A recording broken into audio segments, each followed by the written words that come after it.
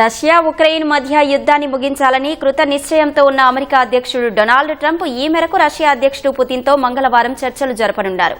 వీరిద్దరి మధ్య ఏ అంశాలు చర్చకు రానున్నాయి? కాల్పుల విరమణకు పుతిన్ జెలెన్స్కీ చేసే డిమాండ్లేంటి? 3 ఏళ్లుగా సాగుతున్న యుద్ధం ముగుస్తుందా అనే అంశాలపై సర్వత్రా ఆసక్తి నెలకొంది. 3 ఏళ్లుగా రష్యా ఉక్రెయిన్ మధ్య సాగుతున్న యుద్ధాన్ని ముగించాలని కృత నిశ్చయంతో ఉన్న అమెరికా అధ్యక్షుడు డొనాల్డ్ ట్రంప్ ఆ దిశగా వేగవంతంగా అడుగులు వేస్తున్నారు. రష్యాతో శాంతి చర్చలకు, కాల్పుల విరమణకు ఇప్పటికే ఉక్రెయిన్పై ఒత్తిడి తెచ్చి ఒప్పించిన ట్రంప్ మంగళవారం రష్యా అధ్యక్షుడు పుతిన్తో మాట్లాడనున్నారు. పుతిన్తో జరిగే సంప్రదింపుల్లో యుద్ధం ముగింపు దిశగా అడుగులు పడతాయని భావిస్తున్నారు.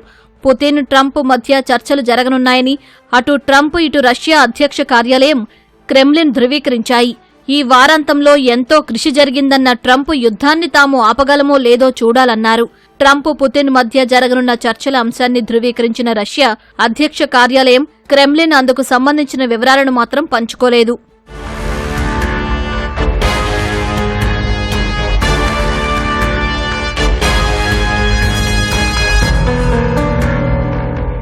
ట్రంప్ అధికారంలోకి రాగానే ఉక్రెయిన్ పట్ల మారిన అమెరికా వైఖరిపై ఇప్పటికే ఐరోపాలోని అమెరికా మిత్రదేశాలు తీవ్ర ఆందోళనగా ఉన్నాయి.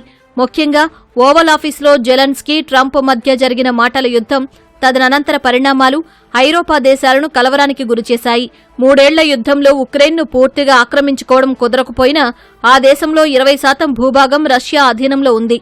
రష్యా ఆక్రమించిన భూభాగాన్ని ఉక్రెయిన్ వదులుకోవాల్సి ఉంటుందని ఇప్పటికే ట్రంప్ సంకేతాలిచ్చారు.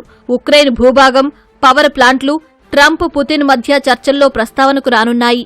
ట్రంప్ పంపిన దౌత్యవేత్త స్టీవ్ విట్కాఫ్ గతవారమే మాస్కోను సందర్శించి రష్యాతో చర్చలు జరిపారు. ఉక్రెయిన్ తూర్పున డొనెట్స్క్, లుహాన్స్క్, ఆగ్నేయంలోని ఖెర్సన్, జాపోర్జియా ప్రాంతాల్లో చాలా భాగాన్ని రష్యా ఆక్రమించింది. కానీ ఈ 4గింటిలో దేనిని కూడా పూర్తిగా ఆధీనంలోకి తెచ్చుకోలేకపోయింది.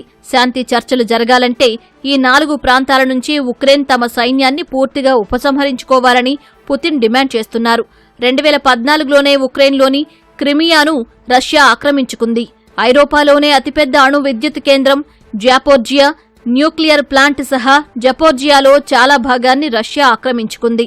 రష్యా, ఉక్రెయిన్ మధ్య కాల్పులు అణు విద్యుత్ కేంద్రానికి కూడా తాకడంతో అంతర్జాతీయ అటామిక్ ఎనర్జీ ఏజెన్సీ తీవ్ర ఆందోళన వ్యక్తం చేసింది. ఈ నేపథ్యంలో ట్రంప్, పుతిన్ మధ్య ఏ అంశాలు చర్చకు వస్తాయి? పుతిన్, జెలెన్స్కీ డిమాండ్లు ఏమిటి?